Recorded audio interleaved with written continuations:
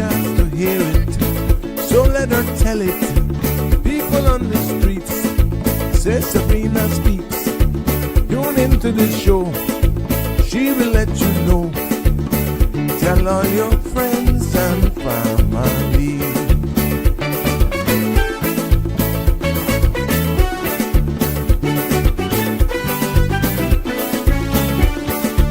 Real talk is no joke. You get the news straight up from grassroots and concerns. You will hear some people gone. So tell all your friends to tune in to the Good evening, show. Cayman. I'm Sabrina Turner, and welcome to Sabrina Speaks, your daily dose of clarity, truth, and community insights. Every weekday from 5 to 6:30 p.m., we're tackling the issues that affect you, from national headlines to grassroots concerns. Whether you're in traffic or winding down your day, this is your chance to hear it straight and speak your truth. So buckle up, Cayman. We're not holding back. This is the show. We gotta let you know. Now we got to go.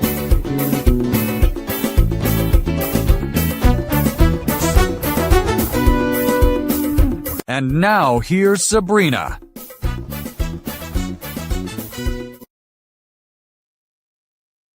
Good evening, everyone. Welcome, one and all, to our families near and far. Hello, how are you on this fabulous Thursday? One day closer to entering our long weekend. It's good to be back with you this afternoon. Hi, I'm Sabrina. Welcome to another episode of Sabrina Speaks, Voices of the Islands, Conversations for the World, and the podcast where voices rise, stories unfold, and inspiration takes center stage. Yes, it's good to be back here with you on this Thursday, eve before Friday, and we ease on into the weekend. I've been trying and get into this topic for the past 3 days, and of course, migration. I'm seeing it popping up more, even in the algorithms, and you search trending news around the Caribbean and even here. And it's making its way definitely more and more.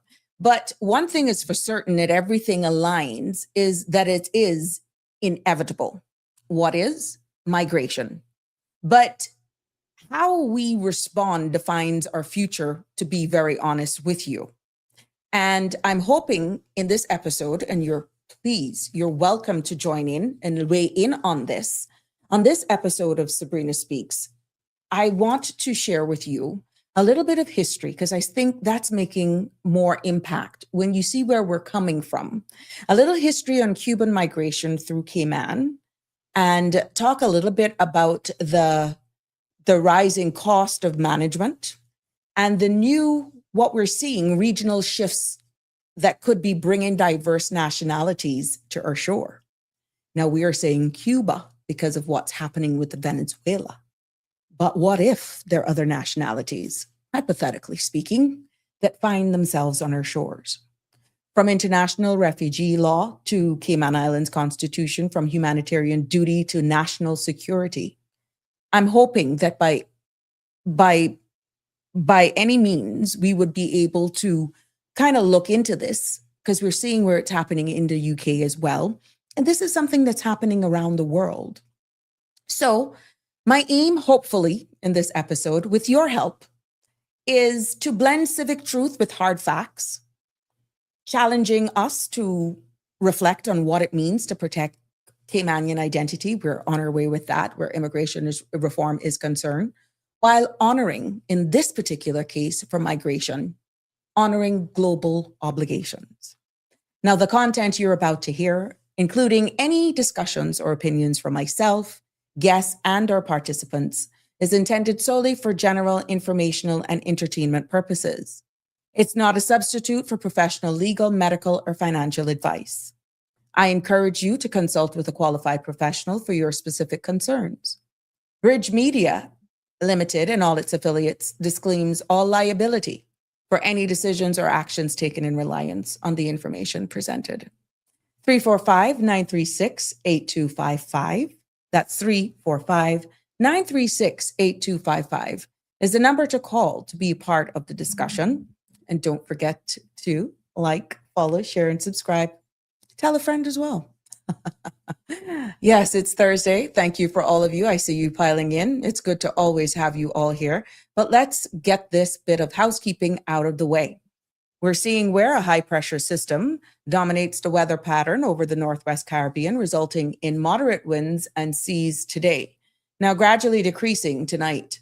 Meanwhile, instability across the area could trigger a few brief showers over the sister islands tonight, and satellite images show few clouds south of the Cayman area. Tonight's forecast calls for partly cloudy skies with a 30% chance of late night showers. Temperatures will fall to the mid 70s, and winds will be northeast 5 to 10 knots. Seas will be slight to moderate with wave heights of 2 to 4 feet. Tomorrow's forecast called for partly cloudy skies with a 20% chance of showers. Temperatures will rise near the low to mid 80s. Winds will be northeast 5 to 10 knots, and seas will be slight to moderate with wave heights of 2 to 4 feet. There will be a low tide this evening at 6:20. A low tide tomorrow morning at 5:52, and a high tide at 12:12 tomorrow afternoon. Sun will set this evening at 6:11, and sun will rise tomorrow at 7:02. There will also be a sunset tomorrow at 6:12. The outlook calls for light to moderate winds and seas through Saturday. So there you have it as we look forward to this long weekend. I know you're probably busting at the seams to see what the weekend forecast would be looked at. We will bring that for you here today. You know, Sabrina Speaks is brought to you on the CMR TV platform every Monday to Friday from 5 until 7. Of course, on Monday being a public holiday, we will not be live, but we will be right back with you here tomorrow for another Open Mic Friday. And that Friday now is being dedicated to all of you as, of course, where topics are concerned, any topic. But you see how we are able to flex here on the show. And you're always welcome to air and be a part of this platform. And you are appreciated. Trust me, you all are. Birthday shout outs to anyone who's celebrating a birthday, an anniversary, and just celebrating life overall. I'm hoping that you had a good birthday today, a good anniversary, or whatever it is you're celebrating, and many, many more to come. I told you how the birthday shout outs go. If you're not on my Facebook, I'm not going to see you. If you don't share it with me, I'm not going to know. So please, I'm not being picking if there's somebody that's on Facebook and you're not called out. It could be because you're not in my Facebook. So yeah, if you're there, I'm going to post you up. And just send you some Sabrina Speaks love. That's how we do it here. Yeah. Let's see. Shaka Zulu, I see you were waiting. Good evening to you. No wonder you're laughing, you brute you. How are you? I hope that you're having a good Thursday. Evelyn Palmer, good evening to you as well. Yep. Shaq's in the house. Marshall, it's good to have you as well. Good evening to you. Booty cheeks. Oh, really? Hey, Damian Henry, how are you? Hey, Jimbo, how you doing? Donnie's in the house. Yes. Hi, Ariana and Annie Ann. Good to have you all here with us. It's good to have everybody with us. And even those who are still coming in, let's do the roundup before we get into the conversation. And like I said, you're all welcome to join in and participate in this discussion. I love when I get your feedback on whatever platform you are. Am I a bit off again?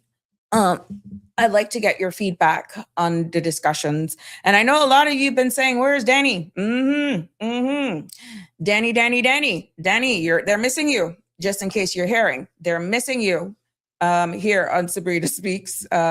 So let's see. Maybe he'll surprise us today. Who's to tell?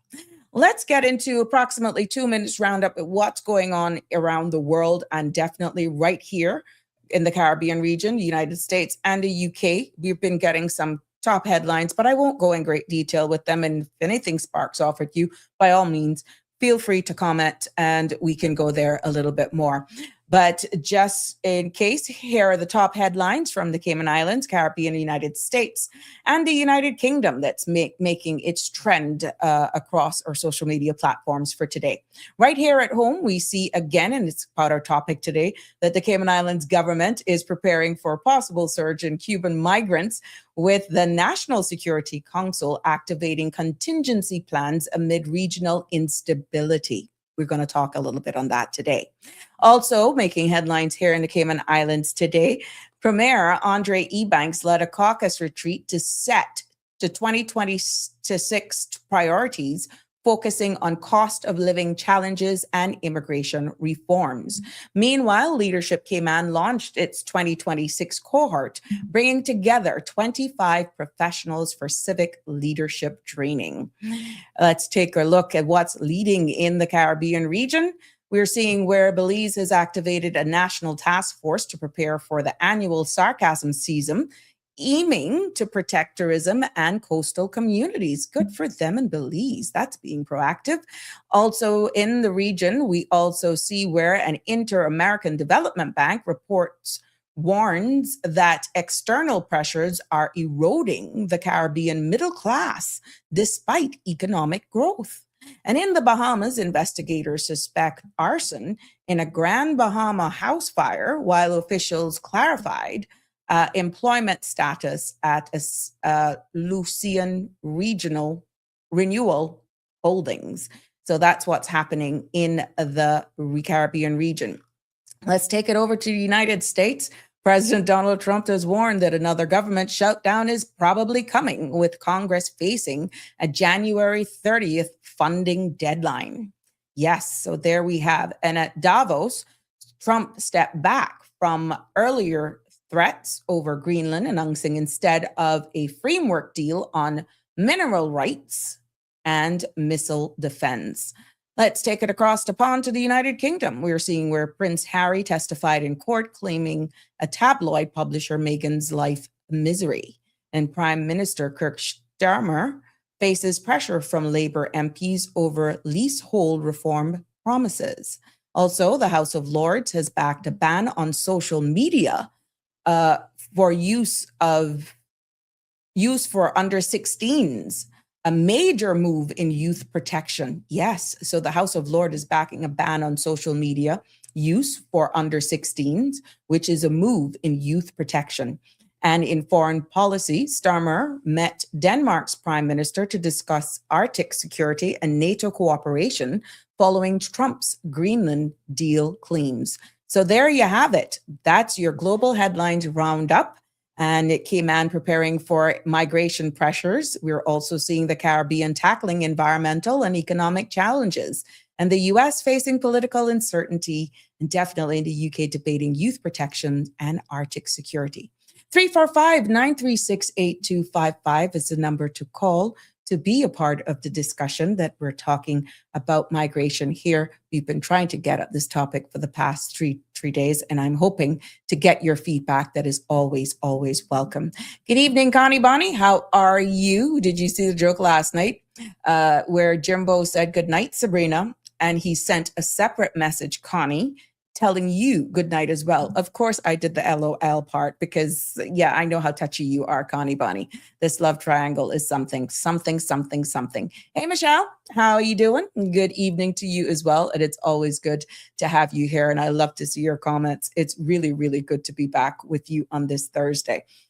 Now, let's get into it, please. Again, anyone who wants to weigh in on this, please feel free to call. Let's just get into speaking what is obviously inevitable. Hey, Miss Barbara, how you doing, my sweet? Always good to have you in the house and be a part of the discussion as well. Hope you're doing well. Good to see you all. Now, let's talk a little bit about migration. Yes, please. That's where we're going to focus on. We here in the Cayman Islands we know of Cubans, right? We have had our fair share of them. Some say it's illegal migration. Some say it's legal migration. We have an obligation. Let's get into it. It's really not just about numbers, okay? When you look at it wholeheartedly, it's about people. It's about identity. And in this context, the future of Cayman. So I know that as we go into it, it'll become more and more apparent that it is inevitable. There is some complexity to this discussion, and it's also equally deeply connected to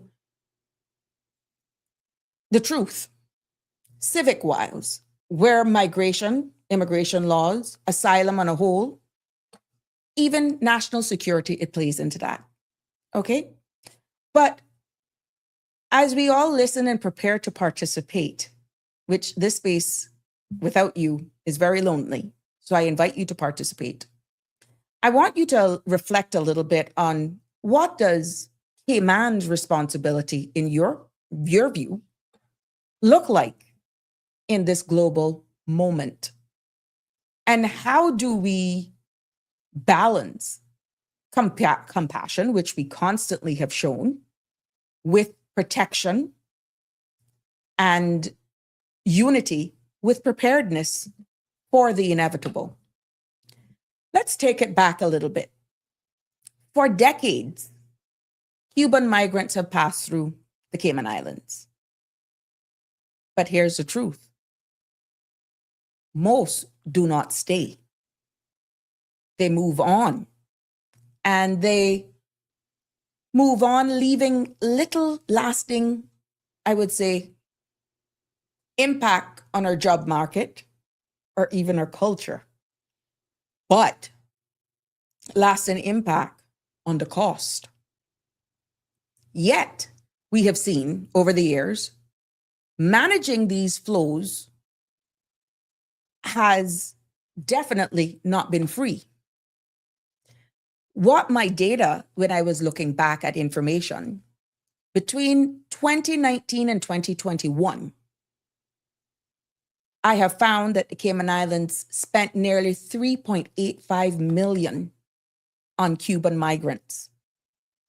In 2019 alone, the figure was $1.55 million. And in 2020, $1.35 million. In 2021, just under 950,000. And by mid-2022, another 450,000 had already been spent. So even what we're seeing in this pattern, that migrants don't stay here. They're not taking away jobs from anyone. They're not actually changing our culture, that sort of stuff, changing how we live, that sort of stuff. The financial burden on the Cayman Islands is real. And that is hitting everyone's pocket because it's the Cayman Islands government that's funding that. It's your money. So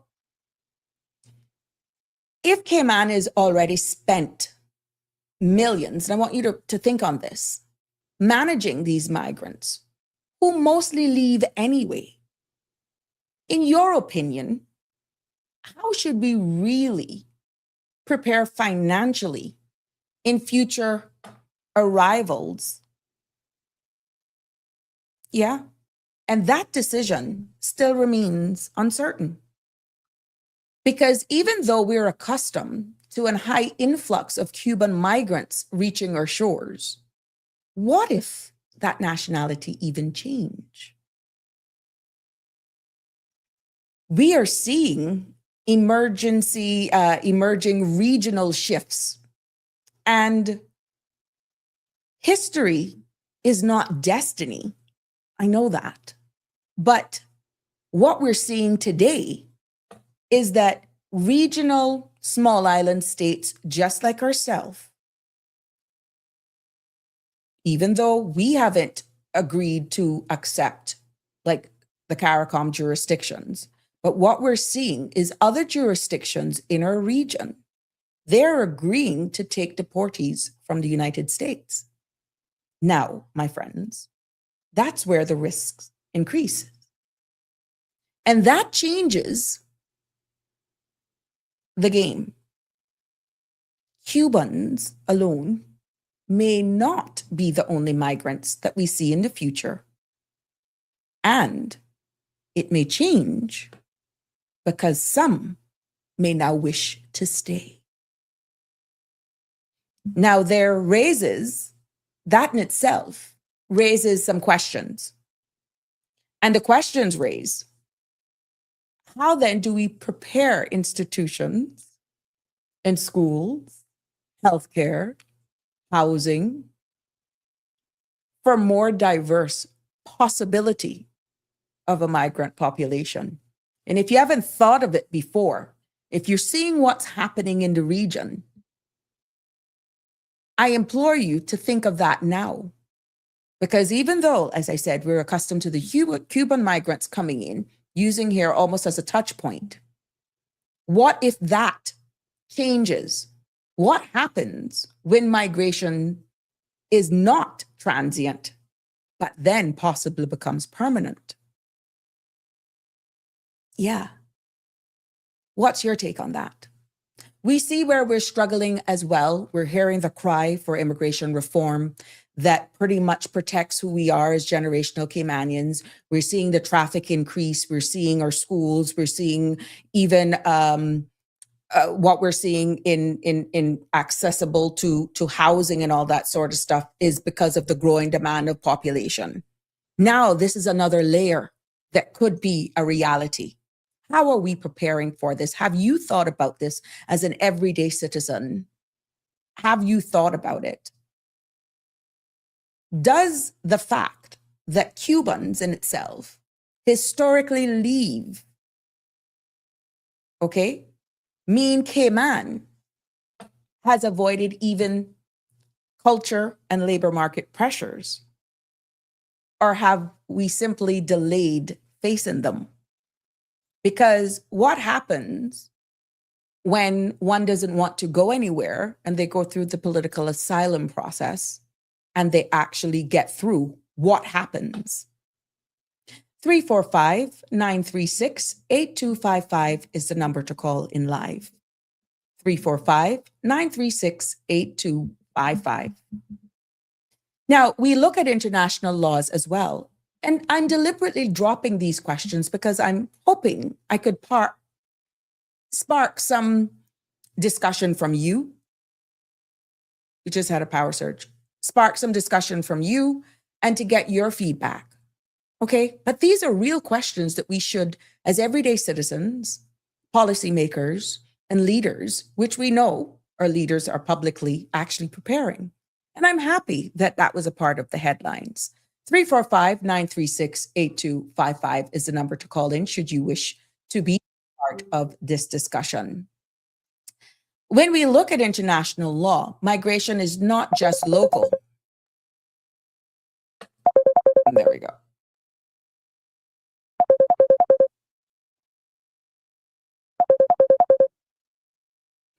Hold on. Good evening, caller. You're live. Good evening, Sabrina. How are you? Hi, I'm fine, thank you.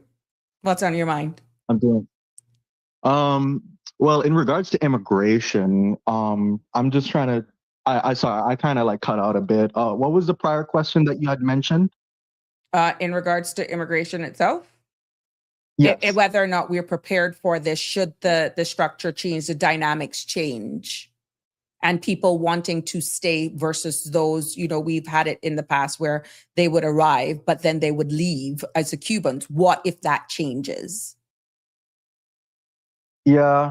I mean, in regards to like immigration now in Cayman, it like, I can't really speak for everybody, but I do know that a lot of like the young people, they're like, yeah, we're going to just get our degrees elsewhere and we're just going to leave and we're not going to come back for a plethora of reasons. Oh, wow.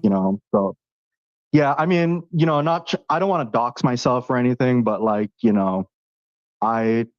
let's put it this way. I have a STEM degree and I got it in America. And quite frankly, I went to go work at, one of the other firms on the island in accounting. And, I was like, hey, I can't live off this salary. So I decided to take my money and go to the United States where I know that my money could, be that I could make my money work for me, right? Mm-hmm. And you see that in housing, right? So, So do you so feel I do. as a young person that the options of remaining here and opportunities are becoming further and further away, slimmer and slimmer? Because to be direct with your first, I had two questions. What happens Yeah. when migration is not transient but permanent? And Mhm. what happens? Does the fact that Cubans historically leave mean Cayman has avoided cultural or even labor market pressures, or have we simply delayed facing them? Which is pretty much what I said, but those were the two questions last posed. Yeah, I think like basically it's going to be more permanent because, as more young people are leaving Mm-hmm. and, more native Caymanians leave the country, which they are, you're going to see more immigrants coming in and, trying to establish themselves and having a more permanent position. So yeah, like I definitely think it'll be more permanent in that regard, regarding the Cubans migrating, well, with migrating really. Mm-hmm. Well, what would you say to So the younger generations where, that the young men and women who are overseas getting their tertiary studies, you're seeing how connected we are on platforms such as this. What do you think they're feeling, where even identifying Cayman is concerned and hopes of returning? Well, Sabrina, I can't really be like a mouthpiece for all of them, but I can only speak from my experience, Yeah. right? So Mm-hmm. I'll say this, a house in Cayman, like maybe like a 2-bedroom, you're looking at maybe $400,000 or $500,000 KYD before Mm-hmm. closing, right? Mm-hmm. After closing, you're gonna have to add on realtors fees, stamp duty is waived, and any other closing fees in regards to like title, the bureaucratic Yeah. stuff. Yeah. So you're probably looking at like, 400 plus. That's a $400,000 house or $500,000 plus, and really and truly, Sabrina, what they're all doing is they're just playing the same game I'm making. If they have options to go somewhere else Mm-hmm. where housing's cheaper and more affordable, then they'll do that, right? Because why? And why would any young Caymanian go back to their own country that is actively hostile towards them, right? Like even on your show, you had mentioned before that there's a lot of workplace bullying with the immigrants, how they treat Caymanians very badly. Mm-hmm. Housing prices is through the roof. Cost of living is ridiculous. Employers don't really pay us in KYD anymore. They want to pay us in US for ease of access for their banks. So we're losing our purchasing power through a loss on currency exchange. Right there by So 20%. Mm-hmm. yeah, so like, you know what I mean? They're all thinking the same thing I'm doing. Nobody's just really saying it out loud. You know what I mean? Right, right, right. So you So have to pretty much make sure you tighten up your belts and braces, see it for what it is, and adjust your sales accordingly to fit your needs. But this is why we're having these type of conversations, as emotive as they are. Not everybody is capable of seeing it for what it is. So I'm happy that you're actually sharing this from your perspective, but hence some of the topics that we actually discuss in this space. right, yeah, because all all I'm trying to say is that like Cayman, it has it has slowly become it became very heavy on immigration labor, right? Like you yourself, I believe, mentioned it. What's the stat? Like 6 to 7% of people who come to Cayman are work permit holders, Mm-hmm. and then there's like less than There's 28% of 20, us left over. yes, for a generational, yes. Yeah, for generational Caymanians, like you know, that's what I'm saying. It's like we heavily rely on Import. immigrant labor. Mm-hmm. Yeah, we import immigrant labor, right? So basically, what companies are doing is they're just saying, okay, well, Caymanians don't really, I mean, I can't really speak like Sabrina, I can speak for like all jobs. I'm only speaking for like, the high skilled labor positions, Yeah. The like the unskilled, the the trade, some of the lawyers. trade, the lower trades. Yeah. Yeah, what I'm talking. You need like certain skills or qualifications in order to maintain the job, right? Right. So like for like high skilled labor jobs, basically I think that what the Caymanians are doing is that that these other companies, right? They're offering Caymanians in USD, and they would make the same offer to the foreigner. But the Caymanian, he realizes that, hey, It's up to like him. if he has options, you know, if he have options and he was given that same options, maybe somewhere in America where the CPI or cost of living is a lot lower, the Caymanian's going to take that, right? Yeah. Because housing's going to be cheaper. You know, health insurance is going to be cheaper. Well, for the most part, that depends in America, you know. But generally, things are cheaper. Generally speaking, it's a lot cheaper to live in America than it is in Cayman, right? Except if you live in like New York or California. Yeah, but well, the higher end, those the are states. outliers. Correct. But it is. And so, you know, but what I'm trying to say though, Sabrina, is that it's a balancing act, right? Yeah. Because Caymanians don't feel like we have a place. Like, Sabrina, I want to live in Cayman. Like, I don't want to be, you know what I mean? Don't get me wrong. I've grown to, you know, learn to appreciate and value America and, you know, what this country stands for. But like, ideally, you know, I wish that my country would give me the same opportunities in terms of salary growth and housing affordability that I would normally get in the United States. Because it don't make sense for me logically if I put my blood, sweat, and tears into studying for something that's in a STEM field and yield no fruit from it when I can get even better fruit somewhere in a foreign land. That don't make sense to me. And that's what you're going to cause, Sabrina. You're going to cause a brain drain in your society. Yeah. So all the smart Caymanians are going to just end up leaving, going, getting better fruit in other foreign lands. And then where does that leave all the other Caymanians? Yeah. Because now the innovators and the entrepreneurs and the ones who do have those high skills won't be able to innovate and create within their own country. And instead they'll just do it in foreign lands. And that's where we're having that problem. I see even where there's some other jurisdictions in the region, Caribbean, that when you do even the exchange, the cost of, even though they may have their own issues, but even other jurisdictions, you have opportunities and the cost of living is different. So it's not like it's a Caribbean thing.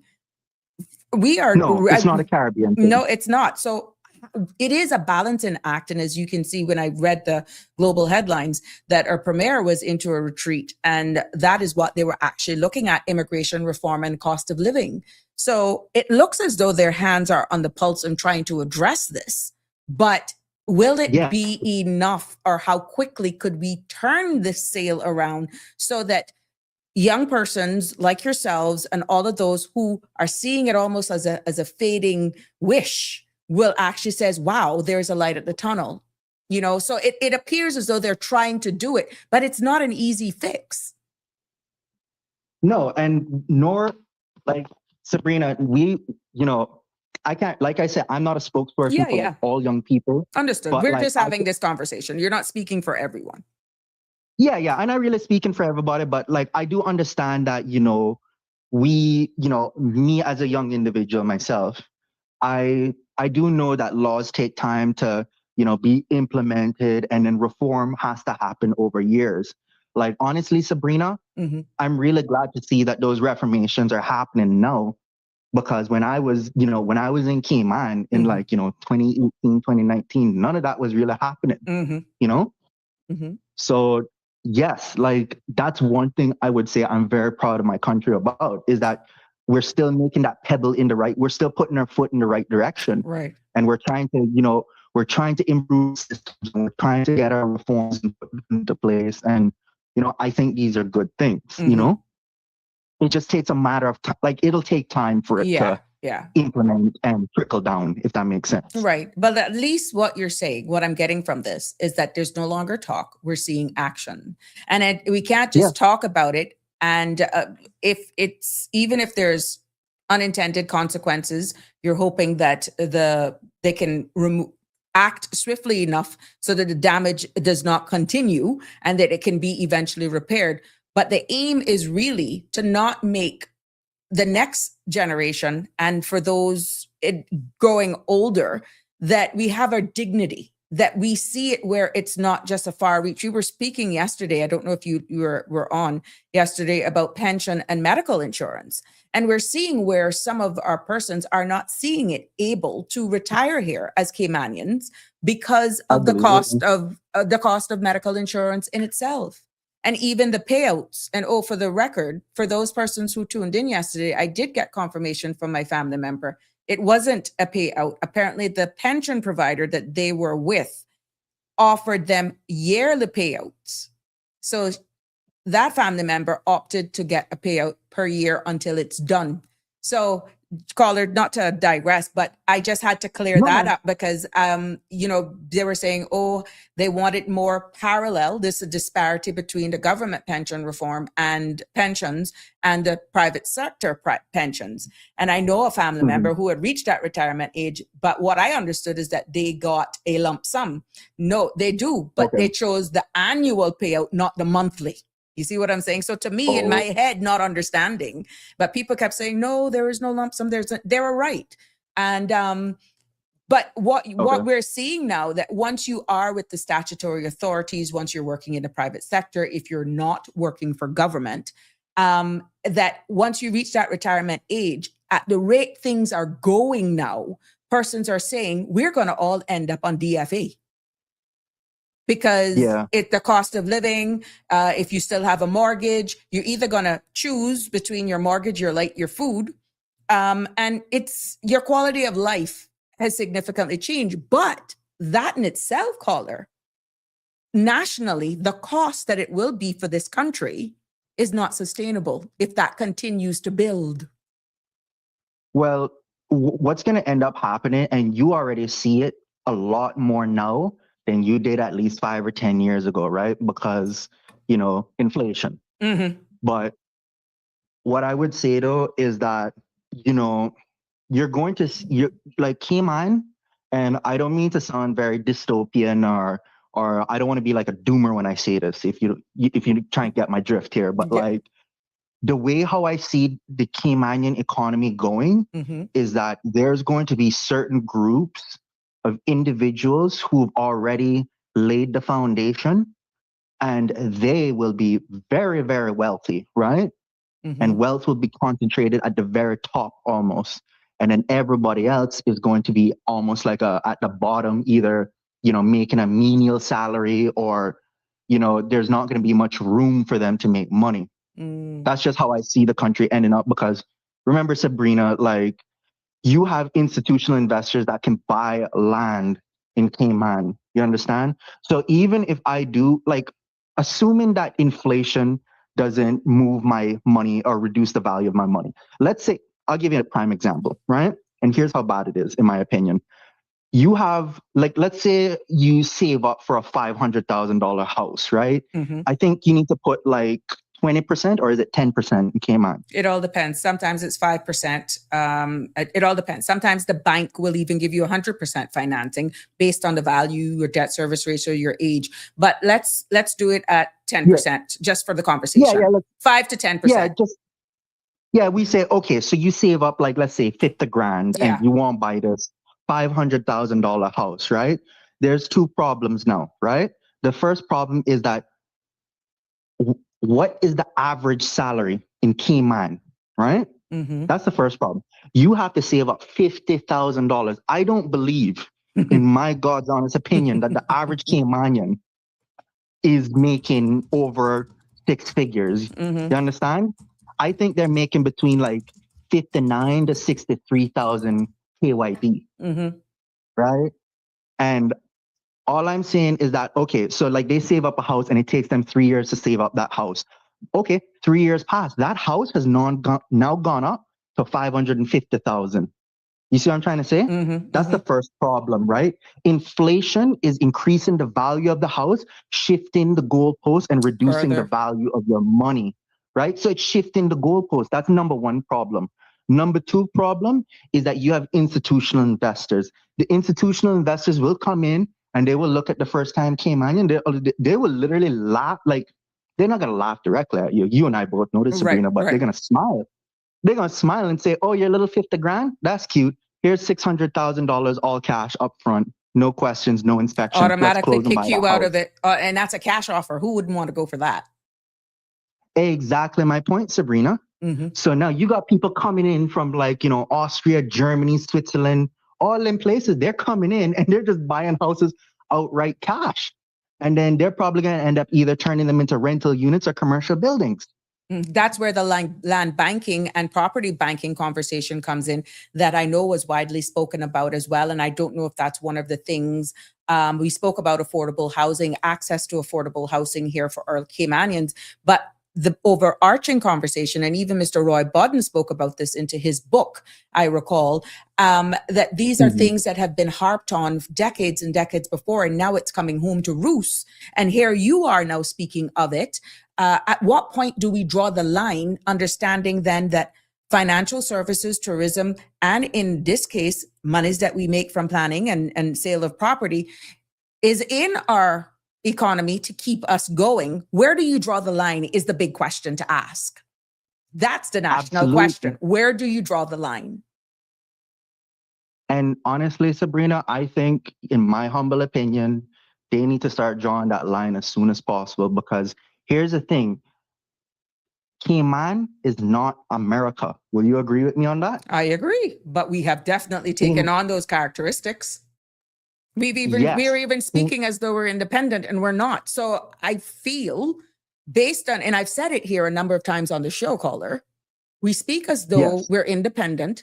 And even Denny, a huge contributor to the show, based on the conversations and the feedbacks that we're getting, and some of even the comments that we have on certain articles, it looks as though we're leaning to prefer dictatorship style of governance. Yeah. And, but that's what I'm trying to say, is that Cayman is not the United States. Sabrina, I went back there, I think, boy, I didn't even recognize my own country. They have a 4-way now down by, I can't remember which road, but it's like in Bodden town. But anyways, I digress. My country has changed a lot, right? My country has changed so much, Sabrina. I was looking at the road and I was driving down the road. I was like, yo, what is, we got bridge now? We got Where bridge? was this? Where was this? Bodden town? It was, like Savannah? Yeah. Where you like driving down and there's like a little 4-way now from the Savannah bypass. Oh, you mean there's a roundabout there? There's a roundabout by Spots Newlands Road coming off the east-west arterial? Is that what you're talking about? Yeah, that little roundabout. They got mini roundabout. Yeah. Because they're trying to continue to go east with the road. Mm-hmm. Yeah, I saw that whole road going down there. I say, yo, I don't know where that road goes. I don't know where that road goes, nor do I want to find out. It comes out in the front of Agrigola, where Vigoro Nursery is agriculture grounds, but it's supposed to continue east. That is the alternate route, because we realize that we need an alternate route. But then there's some protected lands. We got the environmentalists, we got some hydrologist study and all sorts of stuff to deal with the runoff. And I guess there are lands that are owned that government we have to negotiate. So that's the bigger plan, that will be the extension of the bypass as an alternate route. We saw what happened with Ivan, where the road was cut off. East End was pretty much cut off. Parts of Bodden town, you had to use the back road. That would be like the I-75 versus the 95. That would be like a 75. Okay, yeah, I see what you're saying now. But yeah, man, like what I'm trying to say though, in relations to Cayman is not America, is that Cayman has very few natural resources. You know what I mean? Mm-hmm. So land is not as abundant as it is in America. Like, I can be honest with you, Sabrina. Like, if I don't like living in one state, I say, yo, you know what? Bun this, I can pack my bags up and just drive, 8-10 hours, and I'm in a whole different state. You know what I mean? And then I can settle down and go and look land somewhere in the Midwest, Mm-hmm. So that's why I'm saying, there's an abundance of land or real estate in the United States. So it makes it a little bit more difficult for institutional investors to lock down the land with. Whereas in Cayman, land is very, very scarce, and I think what's going to end up happening is that eventually, if institutional investors just keep coming in, buying land on check, because remember, they got a lot of tax benefits doing that, right? Right. They just set up a shell company, LLC. Well, they probably put a holding company, then they make an LLC in Cayman, and then they buy the property, rent the property out, And then what they do is they take that LLC and that holding company, they flow that through to their main income in the United States. And then they just, whatever tax losses, whatever losses on paper that they have, quote unquote, from depreciation. And I don't really want to bore you with the details, but you see what I'm trying to say? They're going to record it as a loss on paper, and then they're going to lower their tax income. So it's in their economic. It's a win-win for them. It's a win-win. But at the advantage of how our structured economy is. Yes, exactly, because Cayman is very business friendly to foreigners, right? Which I'm not saying is a bad thing. At one point, we needed that, Sabrina. We needed these businesses to come in and invest and grow our country. But not to leave the people behind where they do not feel as though they have the option or the ability to be a part, to own a part of their own, and to even survive in their own country. Yes. Not at that expense is what I'm saying. There's one thing of keeping, diversifying our portfolios, making sure that money is through and through our economy so that everyone enjoys a piece of the pie. But when your actual indigenous people, your generational people are feeling that, oh my gosh, I'm seeing everybody enjoying the feast, but I'm only getting a few crumbs. Now, how do you actually correct that balance is what I'm feeling Caymanians are saying. Yes. And the thing is like, it's the goalpost for us is a lot harder in our own country than it is in other countries, Sabrina. Believe it or not. Do you think it's the size? Do you think it's the size? Like you actually said, if you didn't see your way forward in one state, you just moved to another state that may provide other opportunities for the Cayman Islands and small island development states. We don't have that luxury. You either stay and God forbid if you're blackballed, political, just hit you because of the very shared downsides of being a small island development state. Sometimes your only other option is to actually leave the jurisdiction. We don't have that privilege, Caymanians, if you do not have an alternative, unless you married to an expat or you get a job offering somewhere else and you go through the process in another man's country to make you feel appreciated. Small island development states don't have that. And you have every Caymanian that actually wants to leave home. They want to study. They want to come back. They want to be a part of society. But the very sheer size and the disadvantages possibly of political blackmailing or balling or being, you understand, just the very dynamics of our size could actually turn a lot of our future Caymanians from even wanting to come back home. You want me to, well, I don't really want to name names or anything, but I just want to keep as informal as possible. But you want me to tell you what the straw for the camel, like, you ever heard that saying, the straw that broke the camel's back? All the time. My grandmother used to say. Yeah, so the straw that broke the camel's back for me, Sabrina, was when I got an offer letter for $45,000 US per year. And I had a degree in accounting. Oh, wow. That was the straw that broke the camel's back for me, Sabrina. And after that, and this was one of the firms in Cayman. And this was local. That offer was made to you here in Cayman. Yes, 45,000 KYD per year, right? I looked at that offer and I said, no. And I already had options. So I said, no, I'm not doing this. I'm leaving. But for some may feel that was okay, but that was an insult to you. That was an insult to you. And you know your worth. I went to the United States with my same degree. And I got an even greater, I think 20% above that. So probably like maybe when I first started off, it was like 60 US, right? So that goes to tell me that companies in Cayman, they say, oh, well, that's fair. And there's a reason why people say, oh, well, you should be grateful and take this lower salary. And it's boomer propaganda, right?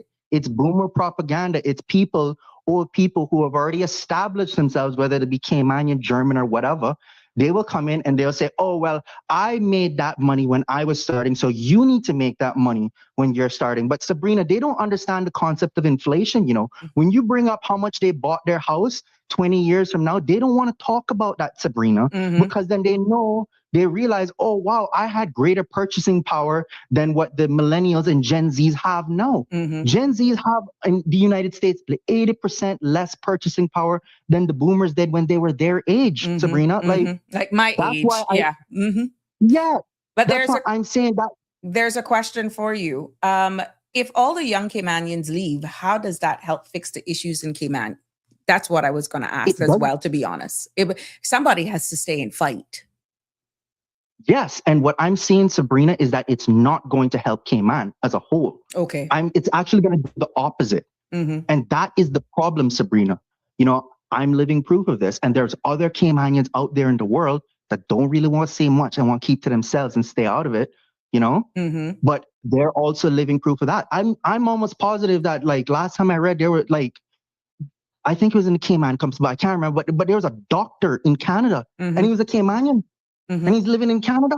I know of so a it's few. Like I have a number of them that I know, and I have been, in my short time, I was trying to create the environment where we come back and embrace them, but the environment just was not embracing. And they're like, no, not what I'm able to set up in another man's country. It's as though I feel more accepted in another person's country than I am here. And I've even spoken to a nurse that I knew personally, and I had a very good conversation with her overseas, and just trying to tell her to come back.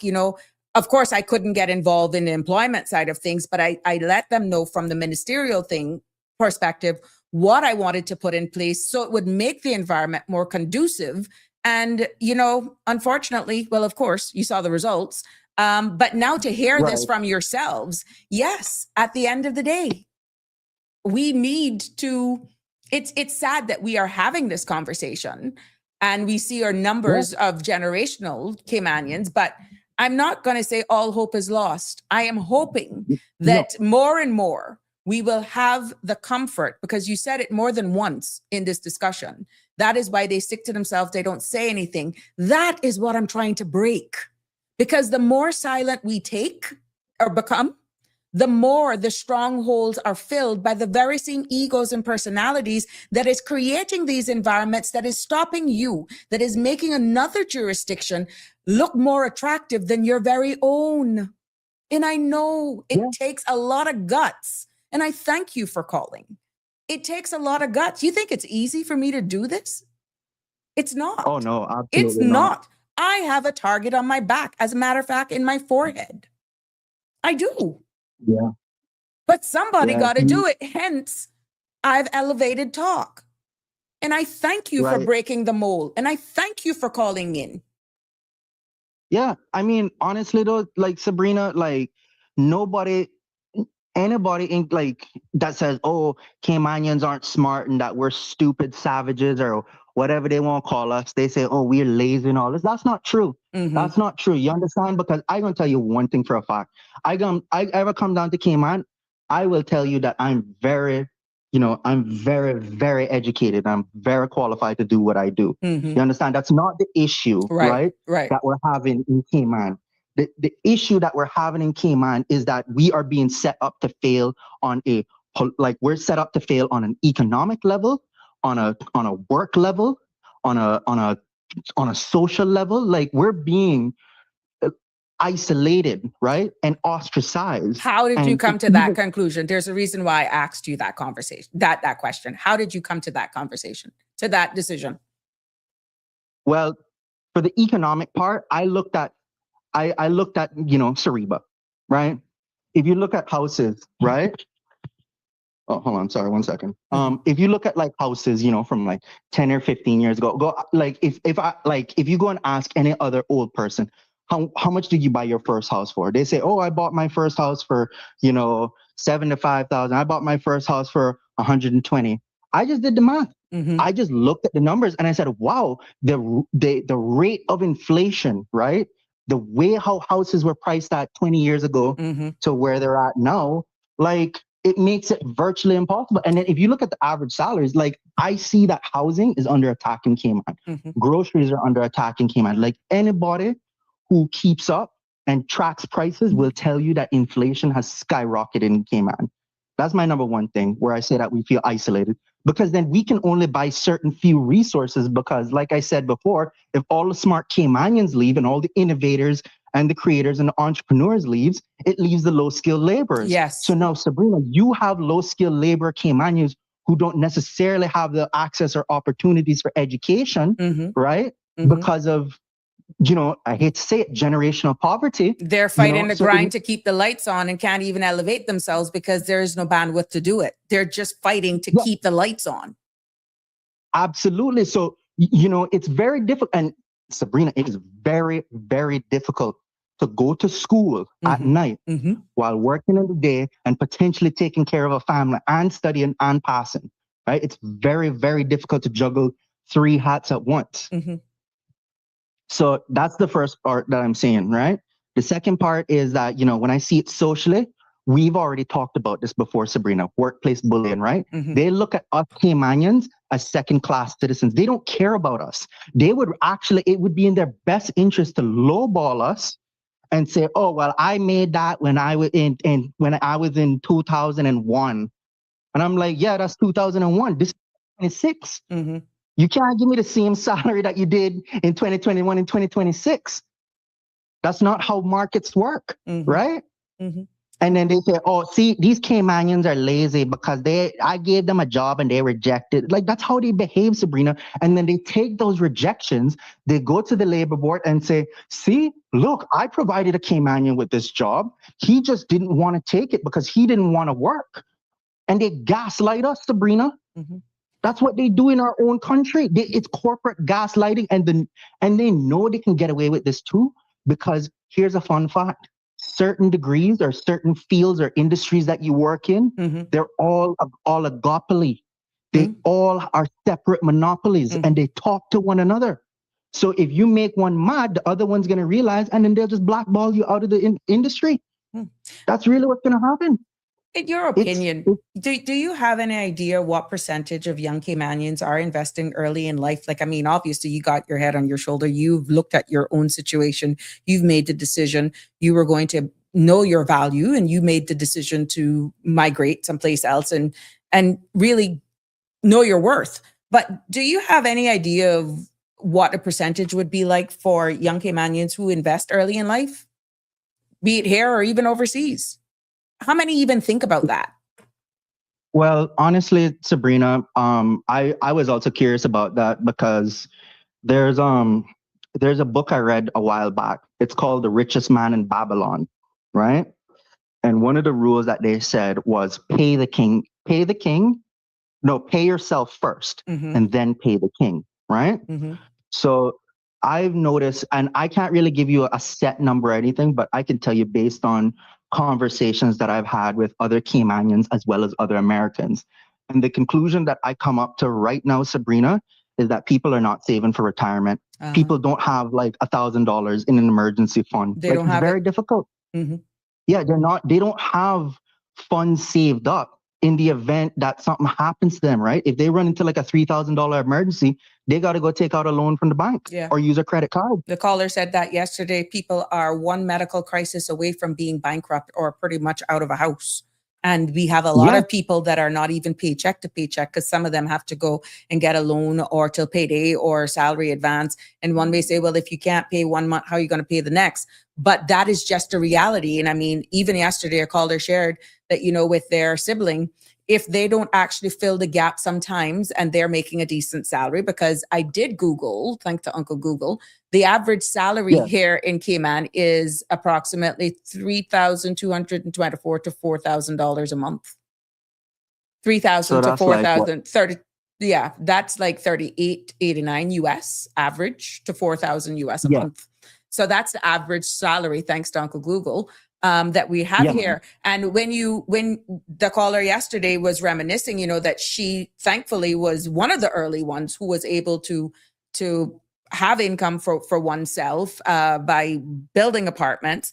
But then the sister now was a little different. And if she don't fill that gap, even with food, they are going to lose it. And how many Yes. families are actually going through that? And it's not that they're living above their means. When you look at the average salary, the average cost of living, the average cost of rent for somewhere that is decent and not over your head, how far can $4,000 as an income go? And worse, if And you're not working for government and deductions have to come out of that for your medical, for your pension. exactly my point. And here's the thing, right? I have a weird theory. So indulge me for a bit, right? I have a theory. And I don't think that Caymanians are necessarily like below the poverty line, but I think that there's something that I would like to dub the working poor. Okay. Right? A new So category. Mm-hmm. yeah, so hear me out, Sabrina, right? They're not necessarily thriving and saving money and have disposable income at the end of the day. Because I don't know what, and like, yes, I'm an accountant by trade, right? But I think that rich should be defined as if you make money and you spend money and you have a little bit left to save over each month, that is rich in my eyes. Mm-hmm. I don't think Caymanians now are necessarily rich. I think what they're doing is that they're going through, as you said, they're working and they're paying off whatever bills they have. Their Mm-hmm. rent bill, their increased light bill, their water And bill, hoping nothing whatever, happens. Mm-hmm. And hoping no right? emergency happens. And here's the dangerous thing, right?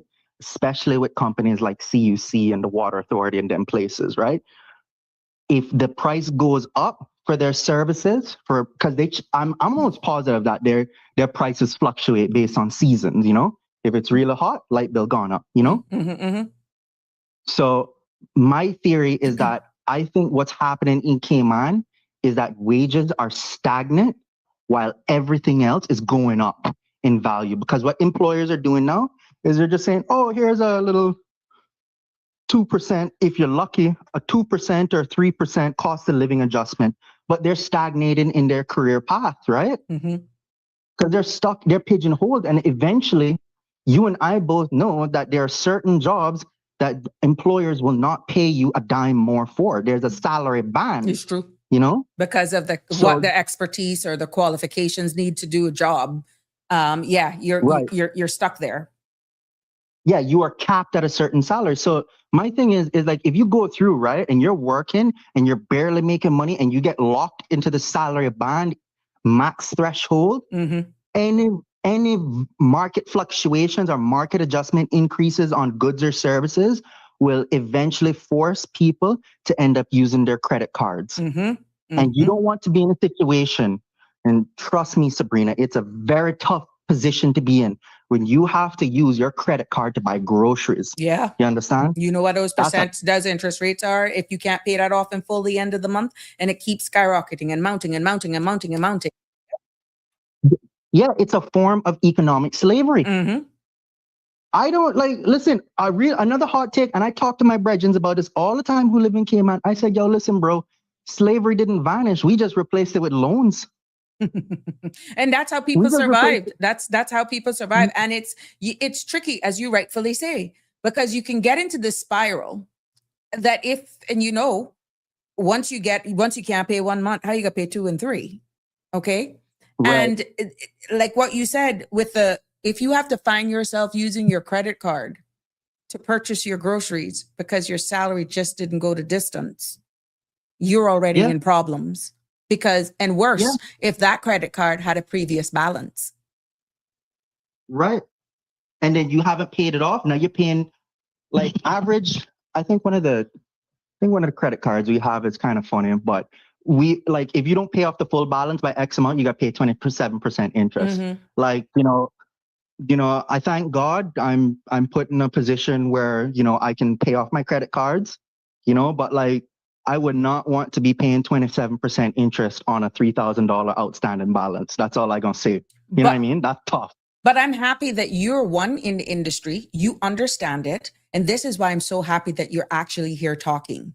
Because how much other young persons or even adults understand that? And if we can have these open conversations, because as a US citizen, green card holder, we know how easy Yeah. it is for you to get into credit card debt. Everywhere you go, Oh, yeah. you get an additional 25% off with your purchase today if you just sign up for a credit card. Oh, And bang, just oh, put yeah. in your credit card. And it's so tempting. And all of a sudden, you're not even realizing you went there to pay for whatever your purchase was of the day, but you not only left not paying for that purchase at what it was costing then, you took the offer for the credit card and you added probably 27% off of that purchase, where if you had just paid and you go, you would have been fine. But it is so Yeah, man. tempting. And having young persons like yourself speak on this, identify it, don't get caught in the trap, leads me to this other question to you. You mentioned the Yeah. cost of utilities. There can also go with the Yes. cost of food as well. But since you mentioned Yeah. utilities, have you actually looked into the advantage of our utilities company here in the Cayman Islands switching to nuclear power generation? Have you looked at that? Because everyone pulls up CUC and this sort of stuff, but have you actually looked into that? Well, see, from what I understand with like nuclear power and solar power, I don't think, in my honest opinion, Cayman as a whole, right, is going to be like, yeah, we want nuclear power stations, because there's you and I both know that throughout the course of history, there's always been like a bad taste in people's mouth when they hear the N word, right? So Yeah. they're like, oh, nuclear? Nuclear. Hiroshima, Oh my God. Nagasaki. Yeah. Cancer, Like everything. Yeah. We're going to explode. We're not going to find us. cancer. Yeah. Yeah, so like, but that's more of like, that's a NIMBY situation. You know what a NIMBY is? It's an American term I learned. It means not in my backyard. Okay. So it's just a group of people who own like properties and land in America.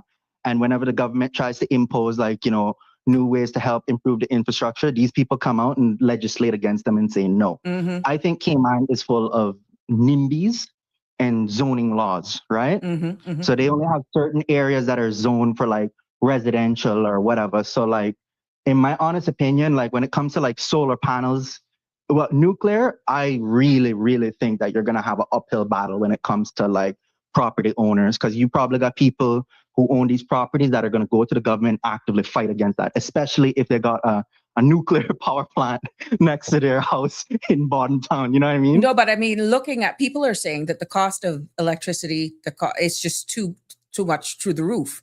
Looking at changing Right. over from, or including nuclear power versus fossil could probably lower your bills. Have you looked at that could be an automatic impact in lowering or assisting in lowering the cost of living here? Yes, and I agree with you too. So in theory, yes, I would agree with solar panels. This is my, like, if I had to choose between nuclear and solar panels, Okay. I would err on the side of solar panels. But the thing is like, when we're trying to implement solar panels, right, we need to implement like certain incentives. Like the government needs to give certain incentives for people to build solar panels, right? Kind of like what they did in the US. They had like it was like an EV credit of like 7,500. So I believe that also applied to solar panels as well. Correct me if I'm wrong in the chat, Mhm. Shout out to my Caymanians. But, I think that if we allow, like, if we legislate for that and have like solar farms, maybe that could end up combating against CUC, right? But the thing is like with CUC, they're going to try to actively lobby against that because it goes against their best interests. Because you and I both know, Sandra, that the number one thing that all Sabrina. corporations hate is competition. Mhm. They do not want to compete. They want to be the monopoly. That is every company's end goal, right? So it's going to be it's going to be less of an uphill battle, but I feel like Caymanians, in my opinion, will be more on board with the solar than with the nuclear. That's step one. Step two is we would need to bring in the talent, right? We would need to bring in the engineers and the solar panel engineers and the talent on board within the government to help with the solar panels, right? Because those things require maintenance. You have to get parts for it.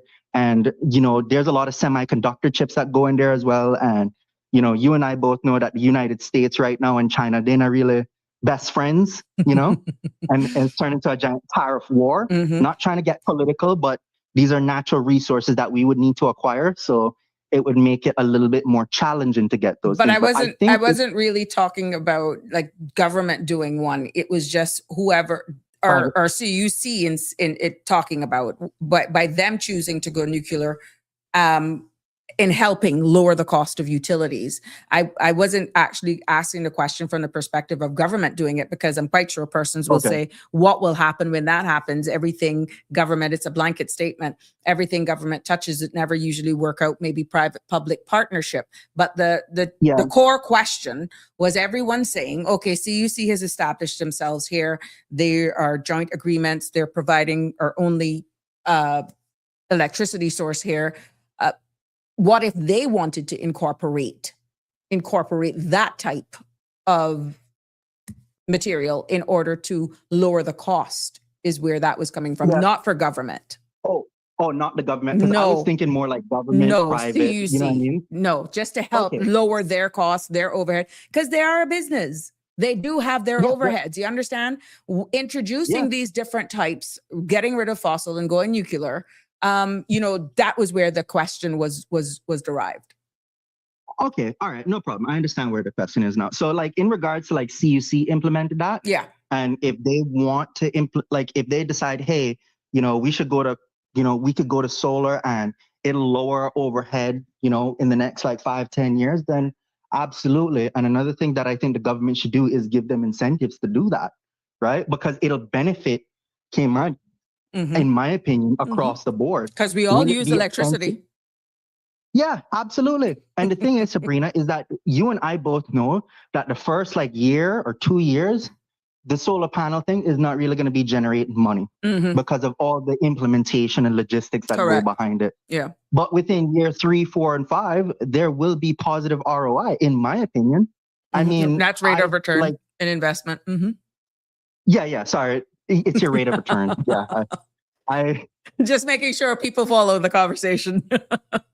Yeah. No, you're fine. I normally think in terms of like, business, but like I think that, maybe year 3 or 4 or 5, we'll see positive growth in terms of profits for that. So like, at the end of the day, I think that, the main issue is, getting like if CUC wants to implement this and they post this as like I don't really remember too much about I'm more familiar with US law, but they normally post it as like a bill and then it goes into Congress and then it gets passed into a law. So if it was posted as like a bill originally in Cayman, then I think other Caymanians should be like, yeah, let's do this. This will help our island, I think it would definitely have to have some national discussion in regards to making our people know. And that's where I'm quite sure the Ministry of Sustainability would come in, if that is another source. There has been some discussions around it, to be honest, for power generation. And we understand the difference between fossil fuel, even solar. When you look the difference between solar and nuclear power, you get more stability from the nuclear, but people are fearful of the nuclear, the N word. And that is why I feel a lot more of public education about it and explaining the difference, showing the pros, the cons, and other means will help be more embracing of it at the end of the day. Yeah, I mean, at the end of the day, Sabrina, in anything you talk about, right, whether it be nuclear energy or anything that proposes some degree of change in Cayman, Caymanians, by and large, and I don't mean to speak bad about our people, I'm the same way, right? We are initially hesitant to change. Right? We don't like change. We like things to stay the same and run the course as it is, right? Because if we don't have enough knowledge on that new idea or that topic, in my mind, Sabrina, like I'm gonna be like, yo, I don't know enough about this. Shut that down. No. Stick with what you know. Shut that down. Stick with what you know. Yeah. I'm gonna stick with what I know. That's right. Because that's how we essentially survived. We stuck with what we know and we did what worked for us as seafarers, We didn't deviate, but we didn't deviate or innovate or anything, but like, I'm just saying that like, as of right now for where I stand, if Cayman introduces maybe more solar farms, that also will get Caymanians more jobs, right? They'll be able to do trade jobs. They will be solar panel engineers. You know how much you know how much money that makes, Sabrina? You could probably make like 6 figures doing that, fixing solar panel farms. That's good money in the Caymanians' hands. And then open up a school or like a trades, like not really a trade school, but like on the job learning and train these Caymanians how to manage and operate the solar farms. Yeah. There are a lot of employment opportunities in that region, and there's coding along with that as well. There's different parts of it. There's just that is big. But one of the things that people were saying, we only have X amount of land mass. And look at the counter to that now. There's one thing of having solar farms, but they take up a lot of land mass. And here we are asking for access to affordable land so that we can get to own or feel like we own a piece of our own country. Why not pay people to put these solar panels on their buildings? You understand what I'm saying? Instead of taking up all of the land, it could be used for agriculture, could be used for schools, could be used for hospitals, could be used for housing, and then amend some of the planning legislation then that would allow persons to do rooftop solar. And then everyone wins. And then whoever is putting it on your roof, let's say you pay me something for it. Let's say if that's the case, that a trajectory that CUC wants to go in, then they also give an incentive back for those persons who actually allow them to use their rooftop space. That's maybe an idea. Right. Food for thought. Like lease out like a spot. Yeah. They would lease out like a square corner on the roof and pay the bank that. So you're not eating up land space that could be used for other things like agriculture, for building homes, for building schools, for building hospitals. You understand? Yeah, and honestly, Sabrina, like I've heard the argument before made, and my other question is okay, well, you think that's stopping all the institutional investors or the Germans or the Romans and the Philistines coming in buying the land? You think that's stopping them or what? It's not.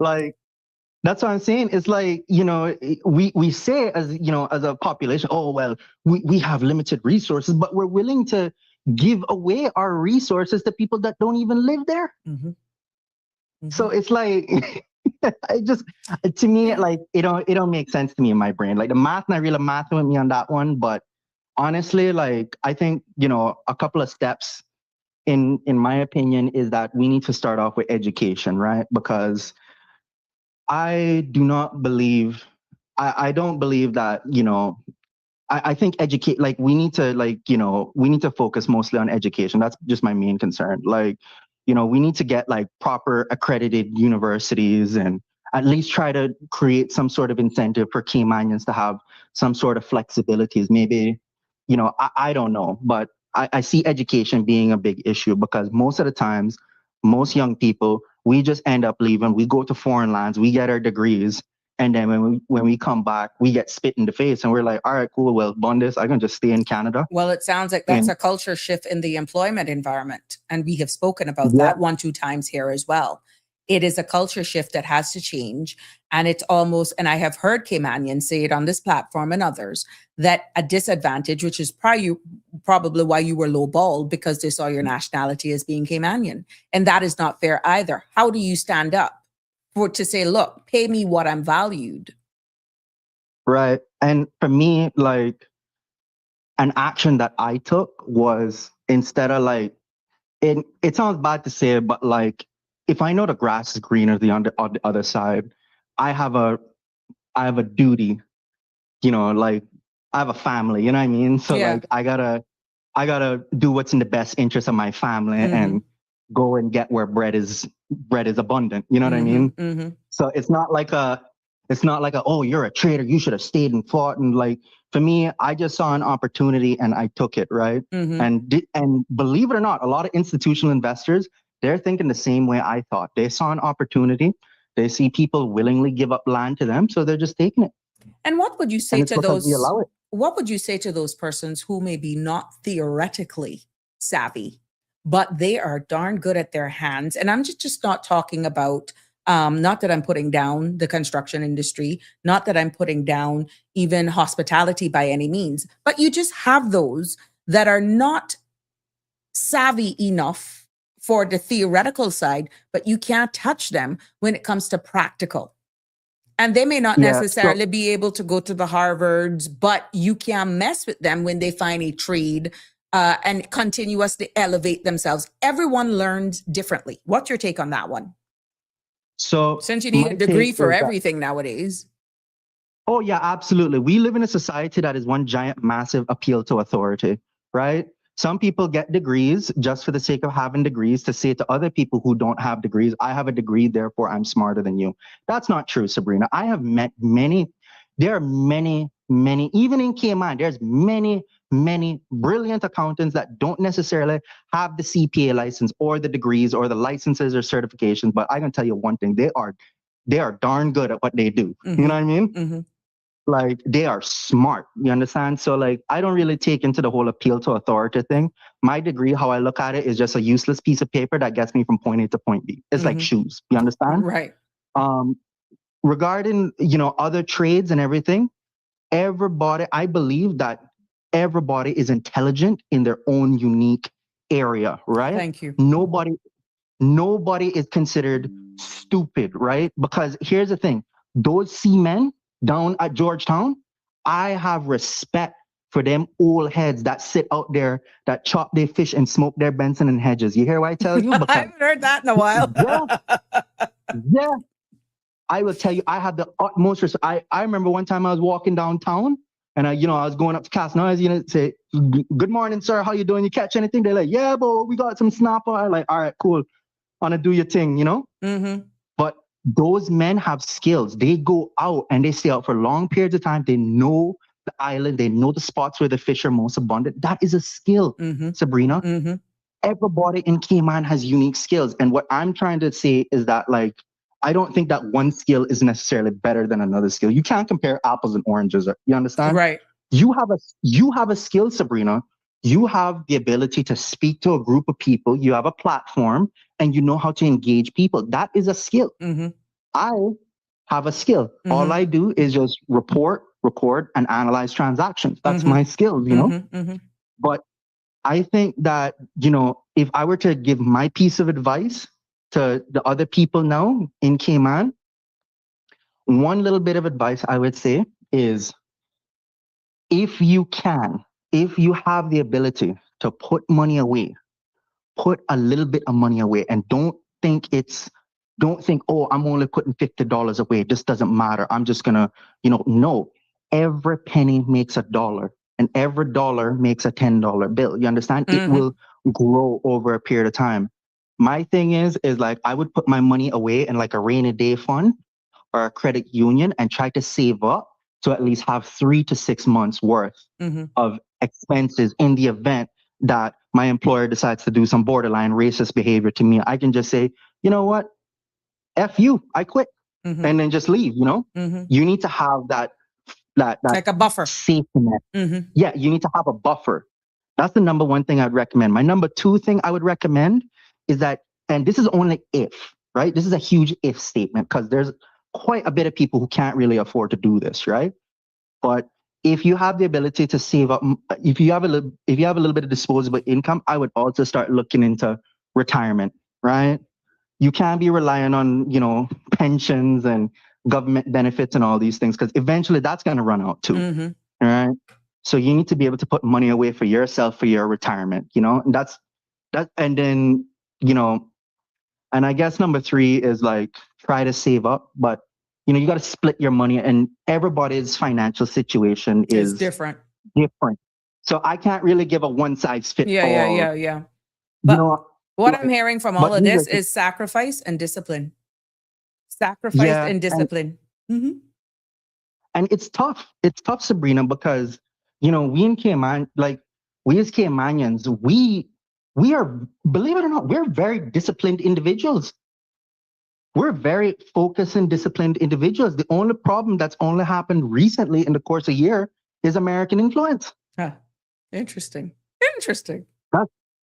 Yeah, like our young people before, like now, we got like, a lot of them, like, I'm not trying to cast a net over, and for stereotype, everybody, yeah. But like, yeah, but I'm saying generally speaking, like my mother used to say this too, like, sometimes you just really got to sacrifice and it's going to be tough. But that's just my thoughts on it. But I don't really want to sound like I'm out of touch because I also the situation in which Caymanians are in. So it's very difficult, right?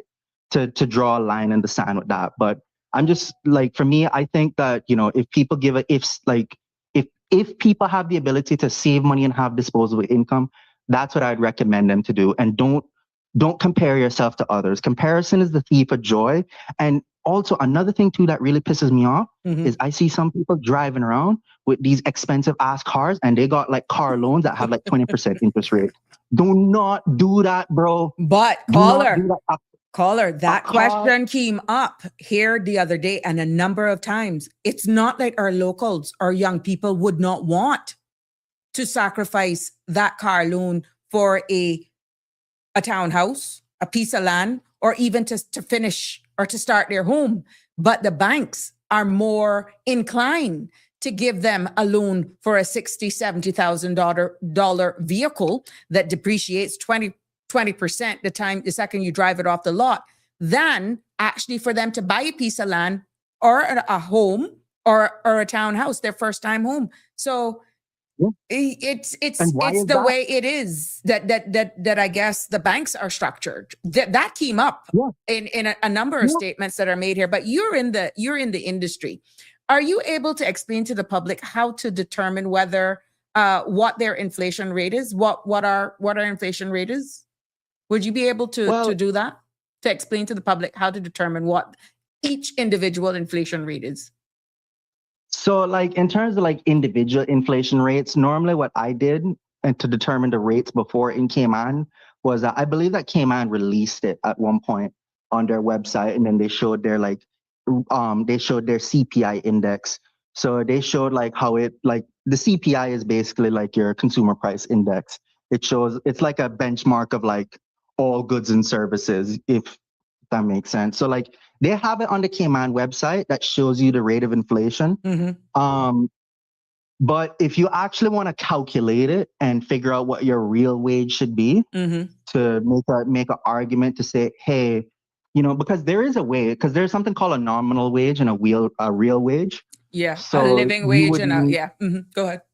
Yeah, so basically, because each year as inflation passed by, you would need to get that CPI number, and then you would need to put it in a formula. And it's a while since I've done it. This is like microeconomics. So you're taking me back quite a bit, So like there's a formula out there. Use ChatGPT or YouTube. Find that formula, and then you can calculate, like if you make 50,000 and like, let's say CPI is 5.5, you can say, oh, well, I should be making 57.5, and then you can bring that to your employer and say, hey, can I have my salary adjusted for inflation for this year? Or if you know that your employer is giving you less, you know that he's not really keeping up with inflation. So why work there?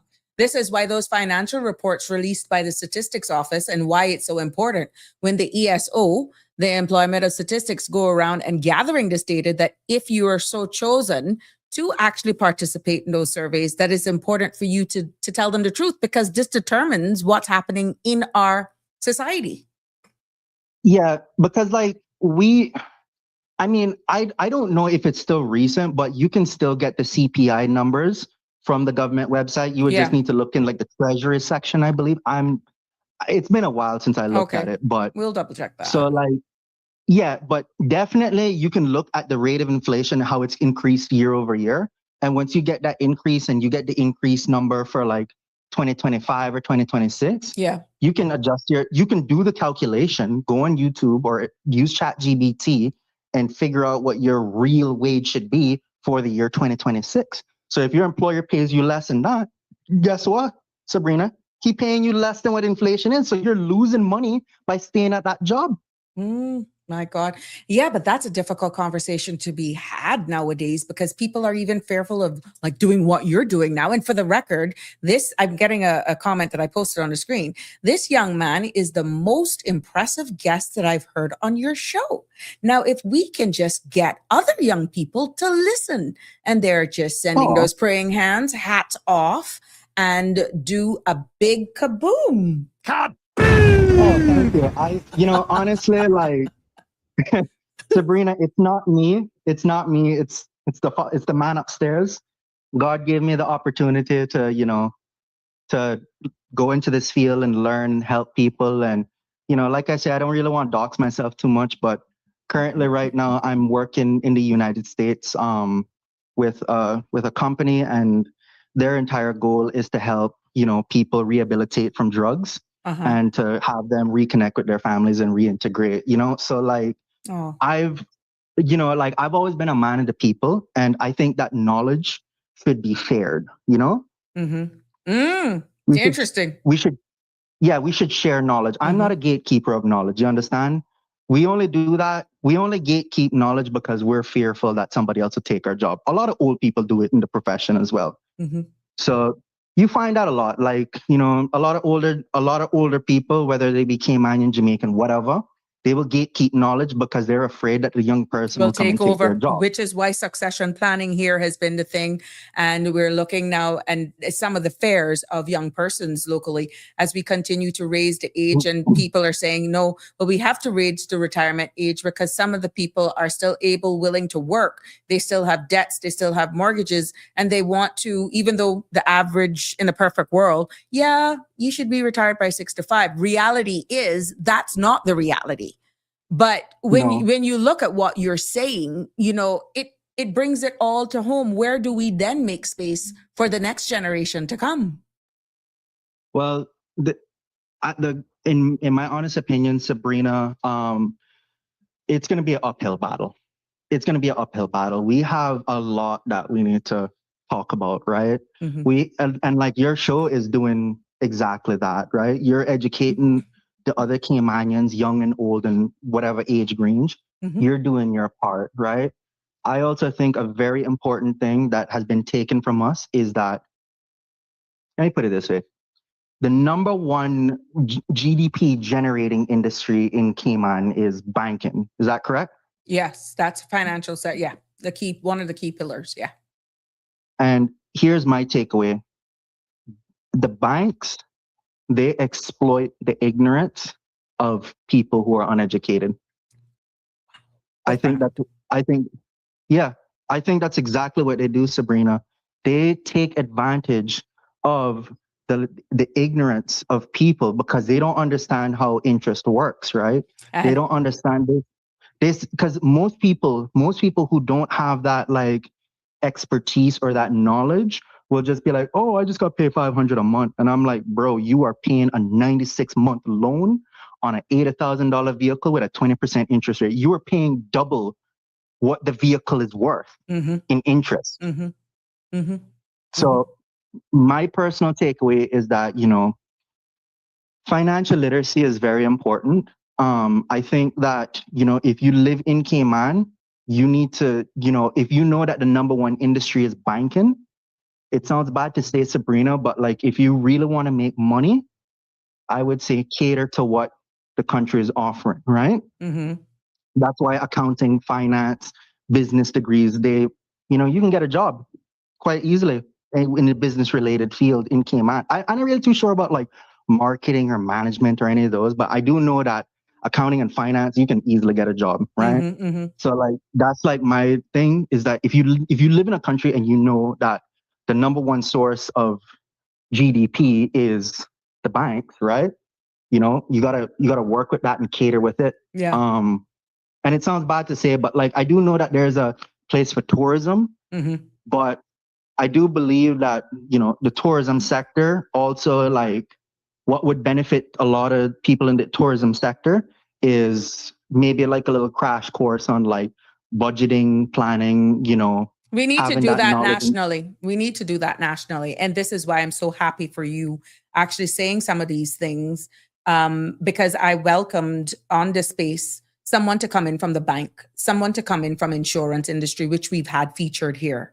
And the one young person that was recommended, they were blocked by their employer from appearing. And I have so this is why people like you with this expertise, with your knowledge, with your personal experience, so being so candid, for being so open, and I have identified that the space is civic, is helping one another as we educate, as we navigate this new norm of life.